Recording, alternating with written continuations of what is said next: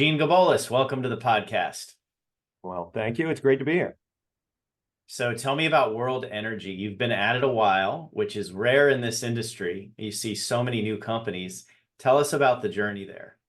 Well, first, thanks for having me on, and thank you for your interest. Obviously, my company is something of great interest to me, and I like sharing it. So let me tell you about the journey. Ever since I was a little boy, I've been interested in the intersection of policy and business. I grew up in the energy crisis days of the 70s. I remember sitting on the couch with my mother, holding hands, watching the Watergate trials way back in the day. So I've been I've been interested in the outside world for a long time.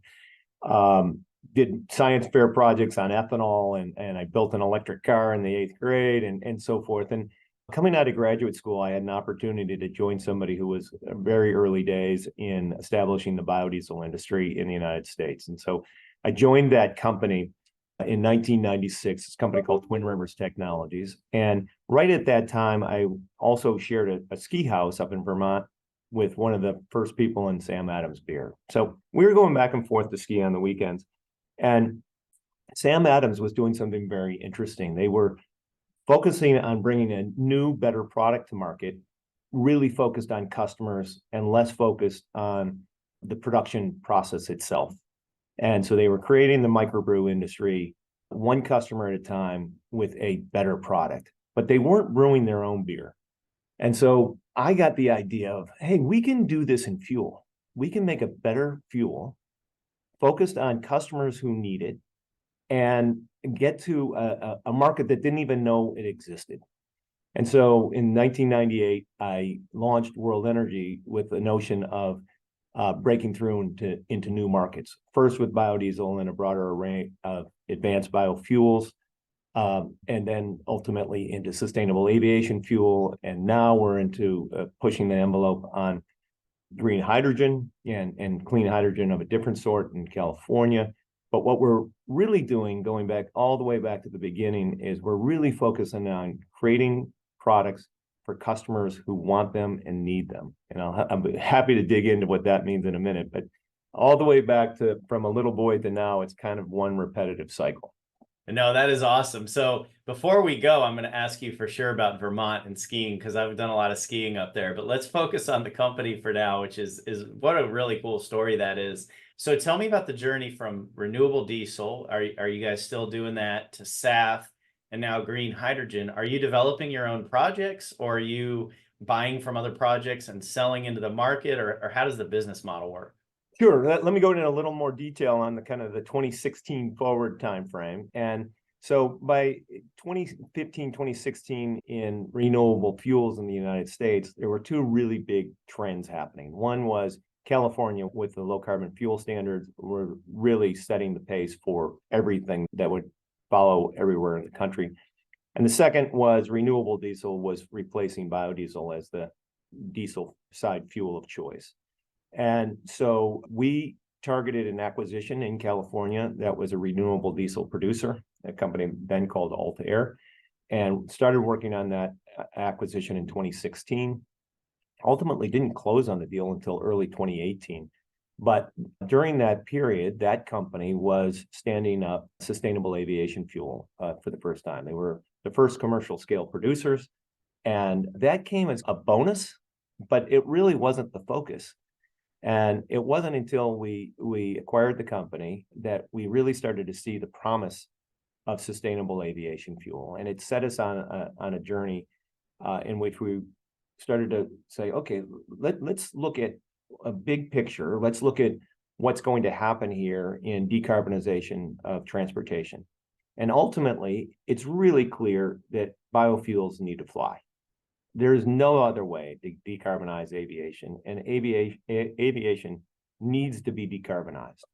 And so using first generation technology, we were already in the pole position on sustainable aviation fuel. We started working with our technology provider, Honeywell UOP, on how can we max out the sustainable aviation fuel cut, and how can we really scale up this space. So we later that year, and in 2019, we started a partnership with Air Products, really focused on two things. One, taking our respective strengths to build out our Los Angeles refinery.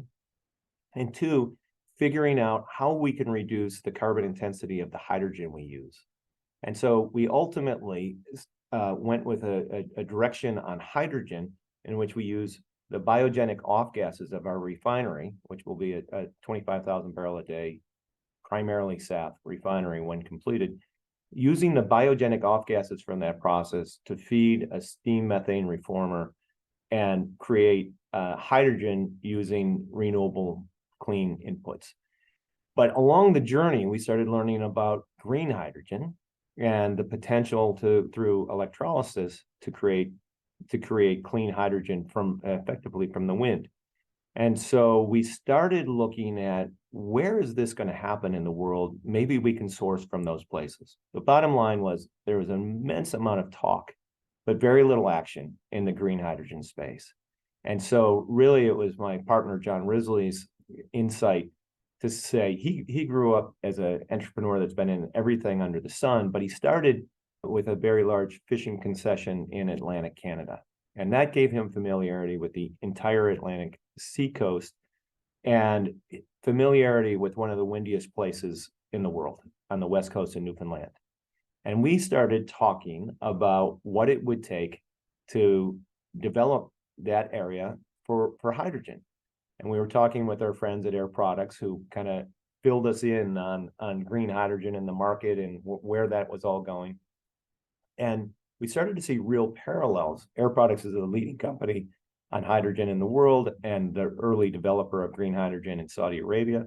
So they had very good early experience, and they shared that with us. And so we started looking at the West Coast. We launched a project there at the port of Stephenville on the west coast of Newfoundland. Within 8 months of launching the project, the Russians had invaded Europe. Europe went into a complete energy crisis overnight. Germany was desperate for new clean sources of energy.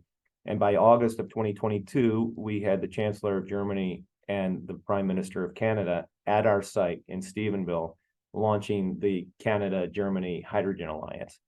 And so we've been really focused on standing that initiative up and succeeding there. We're very much at the tip of the spear on green hydrogen.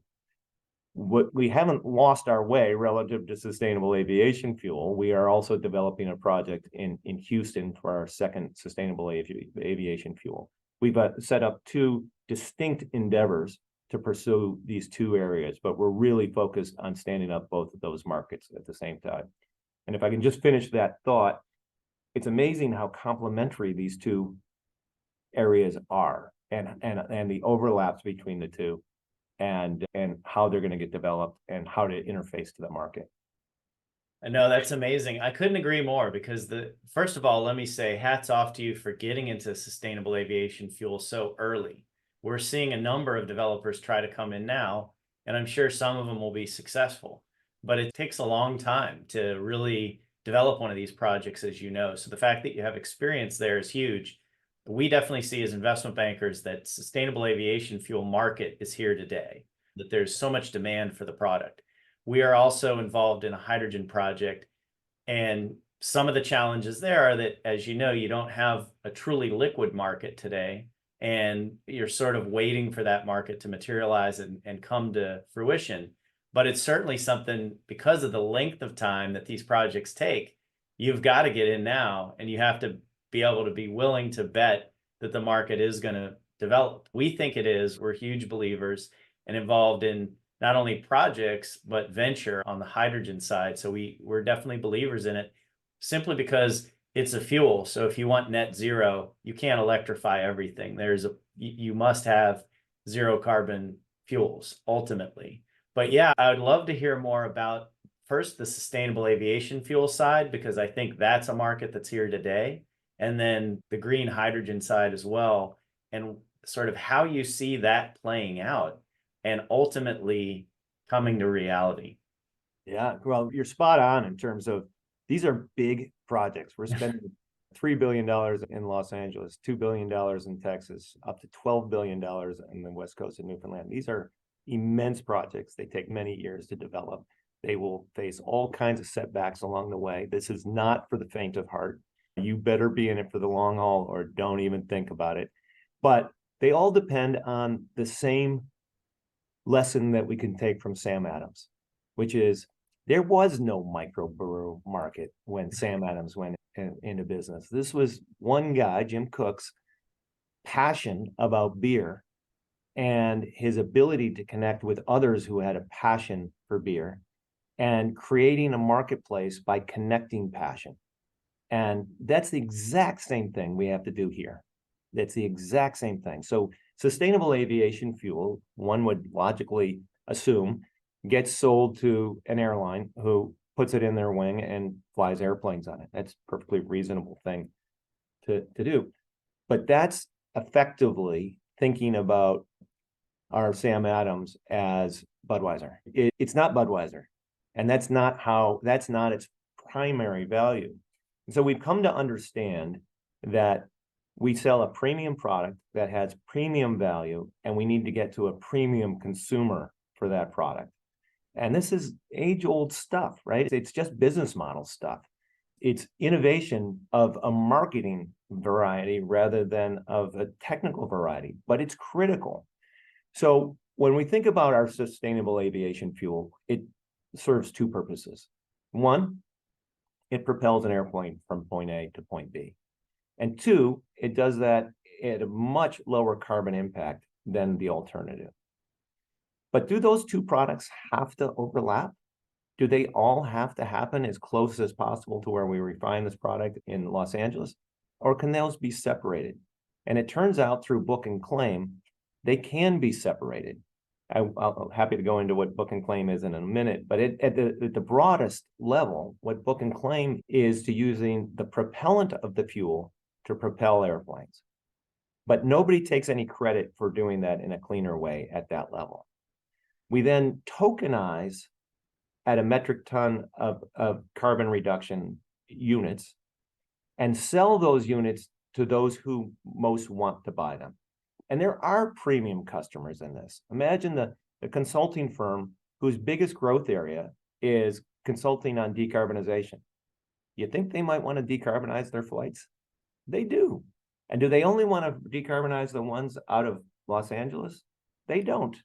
They want to be able to decarbonize flights from anywhere to anywhere, and they want to be able to do it at scale. And so we need to be able to deliver that for them. And doing that means standing up an entire ecosystem of third-party verification. Remember, the Sam Adams lesson isn't just about new beer. It's about higher quality beer. It's about a better quality product. And so we need to provide a better quality product. We can't just have decarbonization levels that we make up. This has all got to be third-party verified. It's got to be completely transparent. It's got to be completely open book.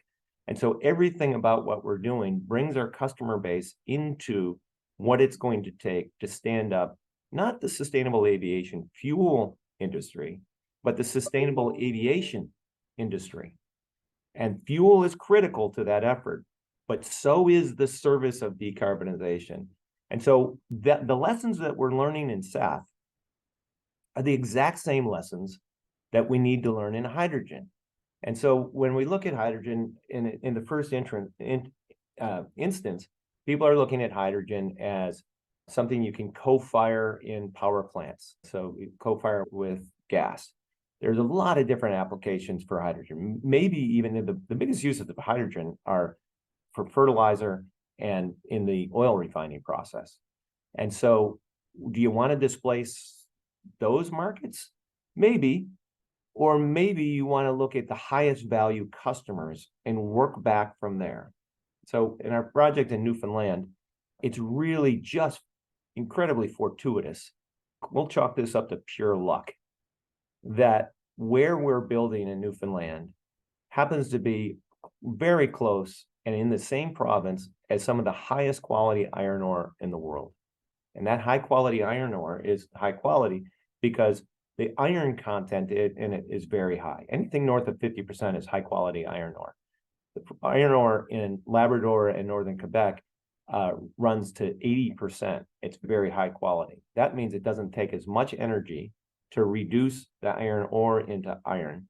And you have a very good opportunity to create green steel from green iron on the west coast of Newfoundland and do it at scale, and then detach those tokenized elements and put it in the hands of the suppliers that can reach customers who are willing to buy it. So when you're going through your checklist of your Tesla, you've got 21-inch rims, you got 19-inch rims. I'll go with the 21, I guess. Higher quality sound system or lower sound. Spending $100,000, I go higher quality. Write down the list, what kind of seats. And the last one is, do you want your car to have been made from green steel, or do you want to go to the high carbon version? You can save $300 if you go high carbon version, but the default is to go green steel. That's how we get to the market, by reaching a consumer. But you can't do that molecule by molecule. You've got to be able to detach the work from the molecule. So what will be coming out of our, this is what's going to drive hydrogen use.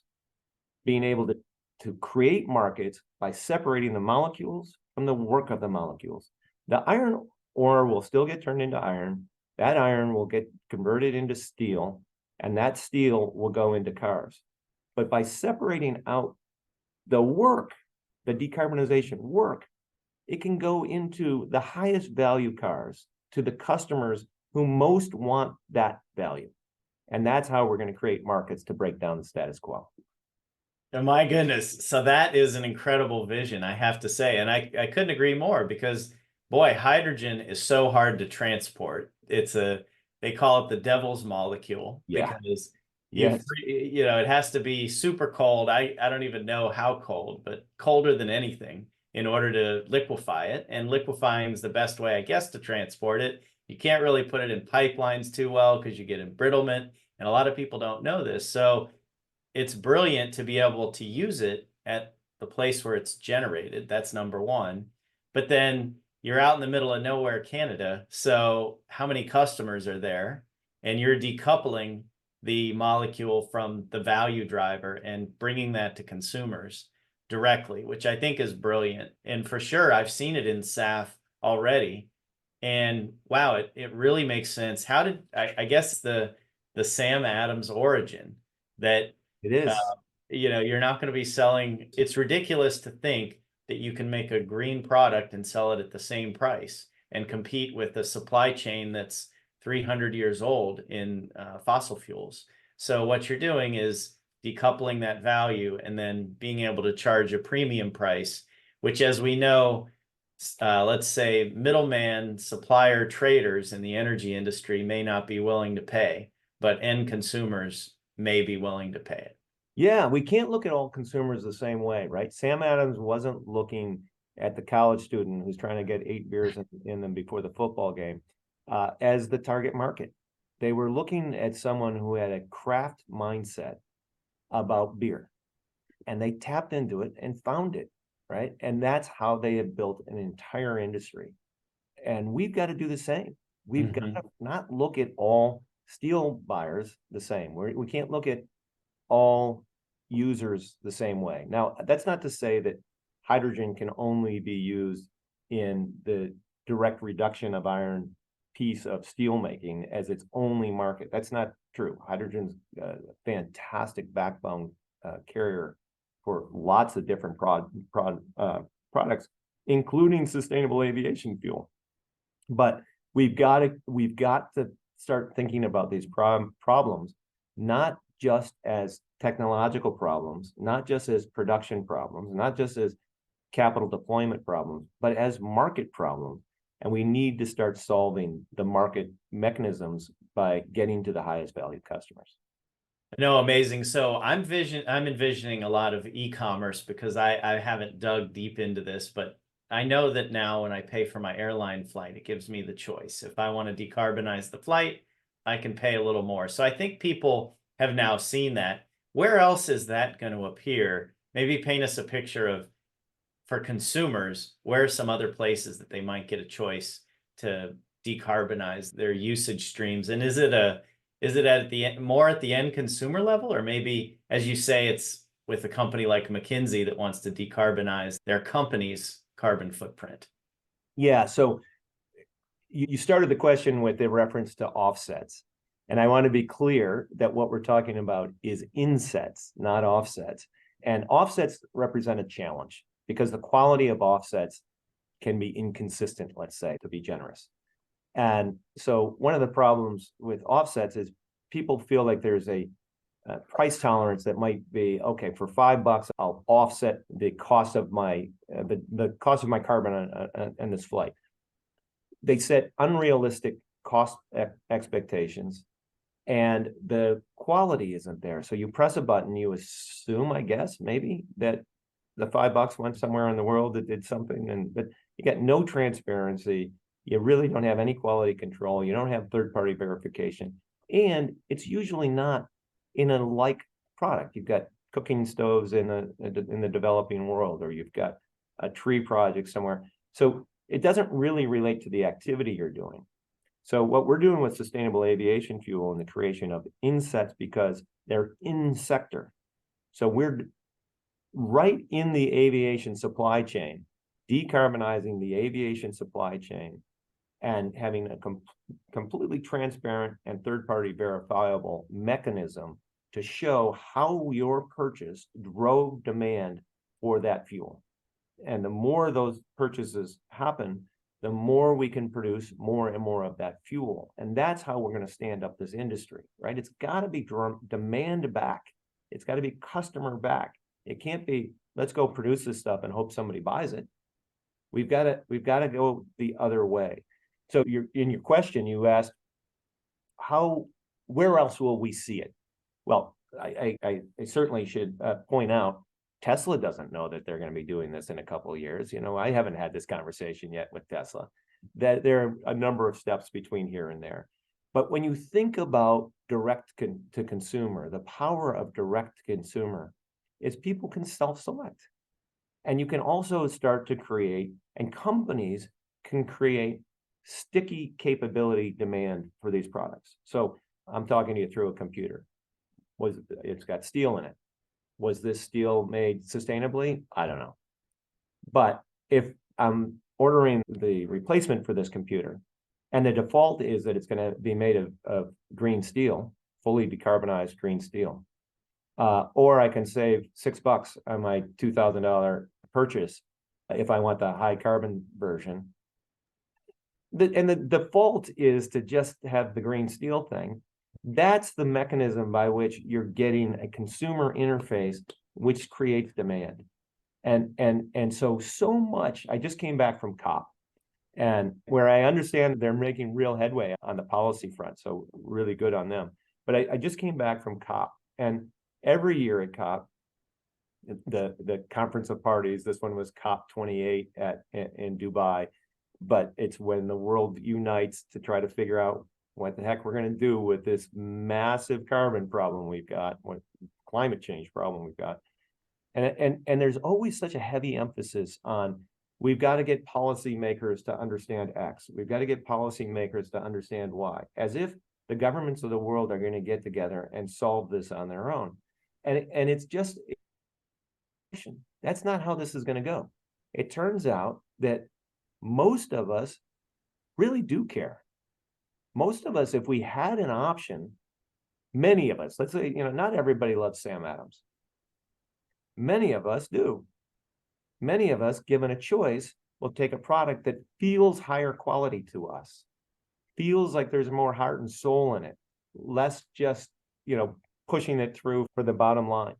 The products that feel like they represent some values that I associate with.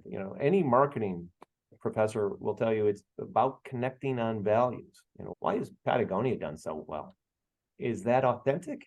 Yes, it's purely authentic. And people who want to be purely authentically value aligned wear Patagonia stuff.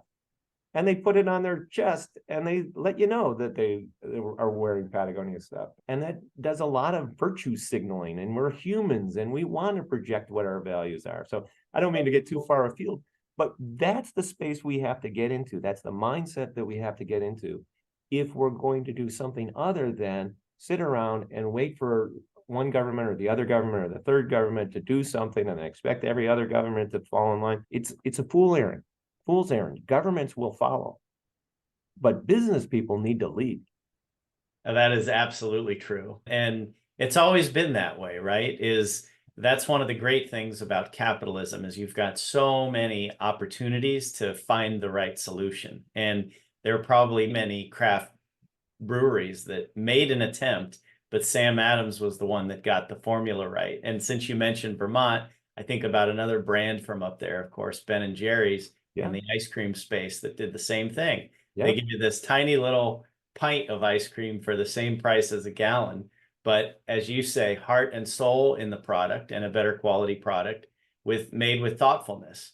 Yes. So yeah, couldn't agree more. Now, I am an investment banker, so I got to ask the finance stuff, if you don't mind. How are you guys? Ask whatever you want. I'm not necessarily going to answer it, but go ahead and ask. Yeah, so how are you guys getting these things built? We've seen projects have challenges with the increase in interest rates and the different environment. Do you guys see, a lot of financial demand for these kind of projects in the marketplace? Have you encountered any challenges? How have you overcome those challenges? I know there's a lot of developers out there trying to get stuff built that haven't been able to. And of course, we have seen a lot of success as well. So I'd love to get your take on that side of it. Yeah, I'd be happy to. The answer is very similar to what I just said. So a lot of developers have been running around with what we call suitcase projects. They've got an option on a piece of land somewhere and a plan, but there's nothing terribly unique about that. If you're going to go and knock on all the airlines' doors and then try to run around to all the feedstock suppliers and try to lock up a 15-year agreement on the feedstock side and a 15-year offtake on the airline side, build your project, do traditional power purchase agreement type of financing, it's not going to work. It's not going to work. We all have to figure out what we uniquely bring to a market. And you've got to bring something unique to the marketplace. And so looking at it from the other side, so that's kind of the developer side. And on the other side, you've got major oil companies all around the world looking at what, even for them, are big investments at $3 billion. That's a lot of money. So they don't do anything lightly. They don't do things typically on the come, hoping it works out. They're very disciplined about how they deploy capital. And so they want to see a market evolve too before they jump in. So you started the question with, how are we doing it? And we've been very fortunate. We partnered with Air Products in 2019 and have been developing a really close relationship with the leading hydrogen supplier in the world, arguably the leading energy transition investor in the world. They've got projects all over the world, including the large green hydrogen project that they've got in Saudi Arabia. And they have been very forward looking in terms of how they are going to play the energy transition. So we put together a partnership of bringing respective strengths. They're not in the sustainable aviation fuel industry. They're not, based on they supply existing markets. They don't go create markets. And so we've really put together a partnership of respective strengths. They've got a strong balance sheet, lots of capability to deploy capital. And we're deploying capital in Southern California, which not only is going to be the place that launches the sustainable aviation fuel industry and sustainable aviation industry, but it's also kind of ground zero for hydrogen deployment. And California generally is a fantastic market for doing new and better things. And Southern California in particular, especially around the ports of Long Beach and LA, are going to be really early drivers of clean hydrogen demand. And so we've designed our hydrogen production capabilities in Los Angeles to about 50% more than our own need, so that we can also stimulate the mobility hydrogen market in Southern California. That's being done hand in glove with our partners at Air Products. And so the long and short of it is we partner. You know, in Houston, we're putting together a partnership based on mutual strengths. In Newfoundland, we put together partnerships of mutual strengths. We brought in SK, which is SK Eco Plant, which is a leading engineering firm out of South Korea, came in with a $50 million investment a couple of months ago into our initiative there. But what we're really doing is we're trying to put together partnerships with respective strengths. And you know, it's somewhere between that developer on one side who's got a plan and an oil major on the other who needs everything to be vetted down to the last digit. And we're shooting the gap in the middle and taking coalitions of the willing, moving to this space and kind of defining the tip of the spear, I guess. Right. No, and that makes a lot of sense. Of course, the hardest capital to get is before you get to that NTP. Yeah. And that's where most folks have the challenges, is because of exactly what you said. Not only do the oil companies need everything to the nth degree, but so do the big infrastructure funds. Yeah. Because they're used to funding bridges and toll roads and stuff like that, boring stuff. Yeah. And we're trying to create new markets here. So it absolutely takes strategic investors with a vision, as you say, partners. I like that word even better, because the expectation is that they'll bring something to the table, and you as an entrepreneur and developer bring something to the table, and you work together to overcome all those hurdles. You know, any finance guy can look at the project and go through the checklist. We've all got them. Does it have the offtake? Does it have the feedstock? That, you know, that's going to get outsourced by AI. Sorry to tell my finance friends, it doesn't take a lot of creativity to do that. Right. So that's right. That is standard checklist stuff. You know, and you've got to ask yourself, why would an airline give somebody a 15-year offtake on their often flimsy balance sheet? Why would they do that? On the other side, why would a feedstock supplier sign up for a 15-year obligation to a developer that's not necessarily bringing any new value? So everybody in the chain has to bring unique value. For us, inspired by the Sam Adams experience from nearly 30 years ago, we're always going to be trying to define this place to get to the highest quality, highest value customer. And that's why we've signed up with Microsoft for 10 years to be buying sustainable aviation from us. Not fuel, aviation.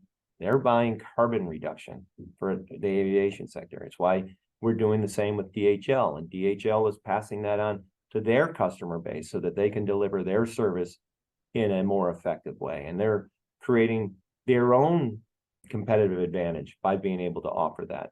And that's really your point about capitalism.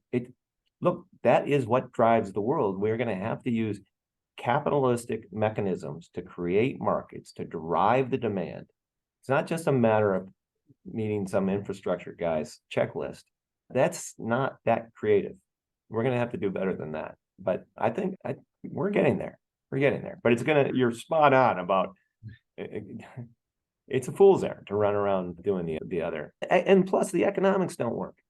You cannot sell, there are plenty of airlines will tell you, look, I'll take everything you can supply me, but I can't pay any more than the traditional price of fuel. Well, if you had asked Jim Cook, look, I'll take all the beer you can supply me. I'm a fuel distributor, and beer distributor, and I'll take all of it that you can supply me, but I can't pay you any more than I'm paying Budweiser. What's he tell you? He tells you, go pound sand, you're not my customer. So that's exactly right. You're either making something better or you're not.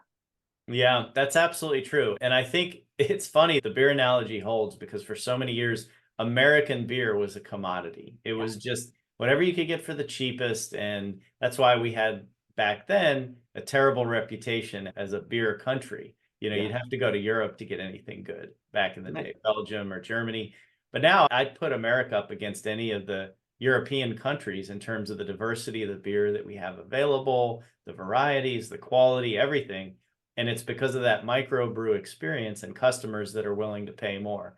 Well, we've always thought about energy as a commodity, Yeah. but we have to change our thinking and think about the willingness to pay more for something that is better for the planet, better for our kids, doing the right thing. So absolutely, it makes sense. And I love the approach. And I'm a marketer at heart before I became a finance guy. So it's kind of eye-opening, if you will, because for sure it's boring to go through that checklist. And a Microsoft And not very productive in the end either, right? and not productive because probably 1 out of 100 projects that we see as investment bankers pencil because of we take them through the checklist, which I don't know how developers haven't found it on their own because everybody knows what it is for the most part, but you go through that checklist and then once you put it in a spreadsheet, very few of these deals pencil, and it just really comes down to price. We're very hopeful for carbon reduction credits and maybe, as you call them, insets, different types of higher value attributions for the real value that's being created by these low carbon products. So super cool. I did want to ask you about Vermont and skiing a little bit. Are you a skier?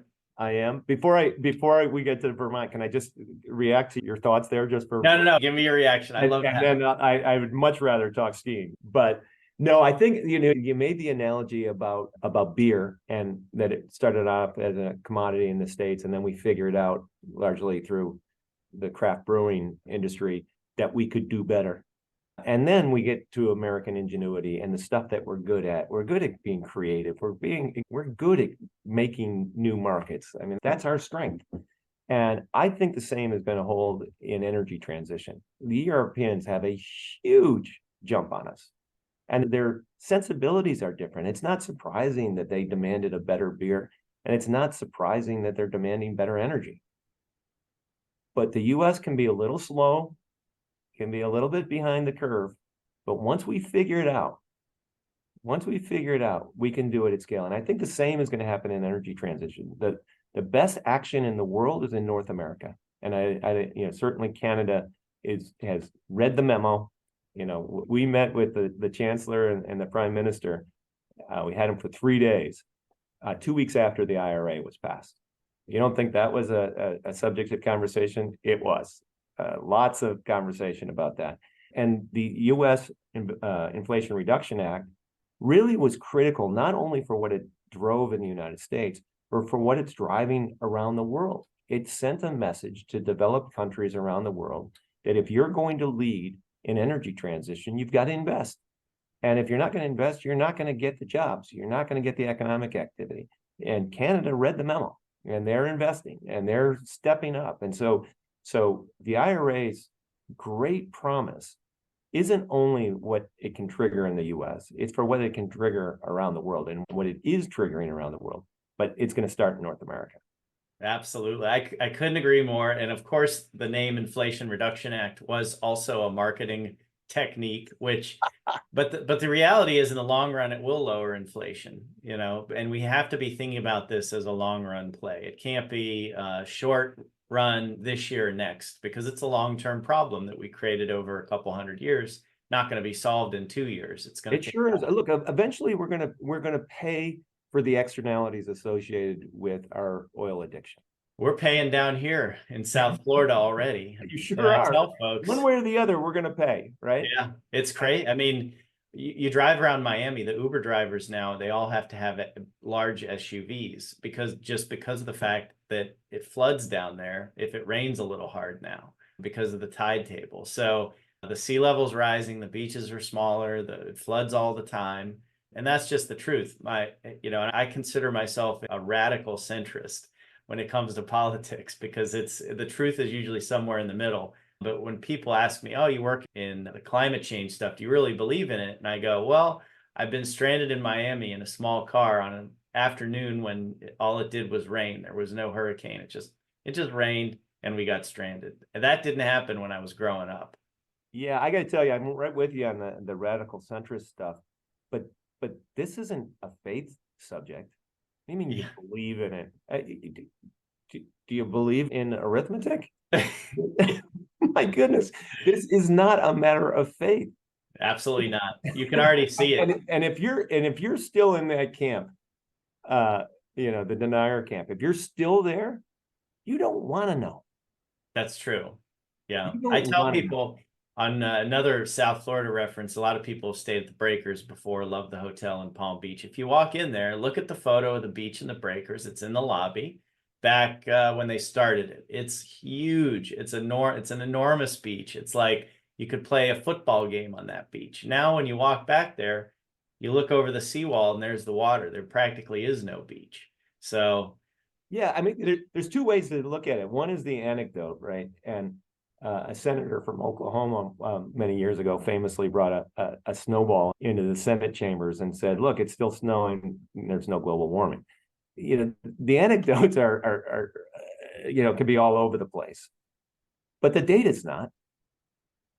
The data is unequivocal. yes. I mean, it's unequivocal. And so, where in life are we going to say, nah, I'm going to go with my beliefs rather than the data?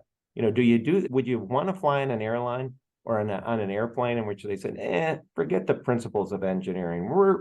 We feel like we're going to build this airplane this way. That's nuts. We believe in data in all parts of our lives. But for some reason, there's a desire not to believe data in this one. I don't get it. But anyway, you were going to talk about Vermont. That's a lot more fun than going down Yeah, this. it's more fun. Yeah. Let's do so. Are you still skiing all the time? Do you ski Vermont? Do you ski out west? Where do you like to go? We have a lot of skiers that watch the show. I know that. And I'm a skier, so Yeah. So, once you start going out west, you know the drill, right? I know where you're going. Yeah, yeah. I've got a son who's at CU Boulder, and Yeah. so that's a good excuse to go out there. And my partner's I got a couple partners who've got places up in Montana.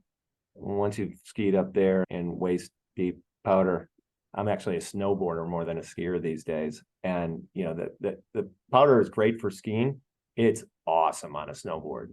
And so yeah, I've got a place up in New Hampshire, and we ski New Hampshire a bit. I like Sunny River up in Maine. Still go back to Stowe from time to time. But where would I rather be? I hear you. I've been on the lift many times, and we skied Smuggler's Notch quite a bit when my son was growing up because it's such a great place for that. But then Stowe, when you're on the lift, you're wishing you were out west because it's cold. It's super cold there. So even if you get a good snow day, you can only take a couple runs before you got to go in and take a shot of Jameson. Yeah. I don't know about you, Peter, but sounds like you and I both might be getting a little soft in the advancing years. And I don't mind being cold if I'm out in fantastic conditions otherwise. Yeah, no, it's true. But yeah, you go, for example, Utah skiing, you get that perfect powder, and you practically don't even need a jacket. It's Yeah. so warm a lot of the time. Yeah. And back to the previous subject, all of these places are changing. And if you're a ski operator in New England, there's no belief to it there. You know damn well that the climate is changing, and you know damn well it's going to impact your business. And it's not just if you're a ski resort operator. I mean, this is going to have such fundamental impact on everything, Yeah. on absolutely everything. I'm So sure the ski resorts could be good buyers for some of these insets going forward because, of course, their customers care huge about the planet, as do many outdoorsmen. So, talking about trying to get to the center, I think there's a lot of outdoorsmen that may be on the right side of the political aisle, but that if yeah, it's framed correctly, really care about nature and the planet. yes. Sort of call it Teddy Roosevelt type folks that Yeah, so really if you love think about nature. it, I mean, so the airport in Aspen was an early adopter on sustainable aviation fuel. But if you think about it, is it better for us to be running fuel from Los Angeles to Aspen and Vail and Big Sky, all these places out west, or is it so that people can fly one direction on small amounts of SAF? Or is it better for us to be able to tokenize that decarbonization in Los Angeles, have the fuel be used as a propellant right around the corner at LAX, and then have people be able to buy the decarbonization to and from their favorite ski resort. The second is what makes a product viable, and it drives a lot more demand because of that separation. I know we were just kind of moving towards wrap up on talking about skiing, but I think it's evidence of two things. One, climate change is going to impact everything we know and love. Everything. There is no avoiding it. This isn't about, it's not a religion. That's just fact. And the response to it is going to change absolutely everything. And those who embrace the response, those of us who say, look, this is coming, and there are leaders and there are companies and people that recognize that it's coming and who align their values with not sitting around, but taking charge and leading, that's a massive market opportunity. And so It's that's enormous. really what we're really focused on is. No, for sure. That is, I mean, that is so true. And I think about sort of, you talk about the response, right? Response to COVID, there was a lot of carrots and sticks they talked about. Yeah. In this case, what you're doing is creating carrots to allow people that can and want to mitigate climate change do it on their own timetable. The alternative is you have government coming in with sticks, and Yeah. that's when you get a lot of, I think, rebellion against it. So I think this approach is required if we're going to implement real solutions, especially living in democracies. Yeah.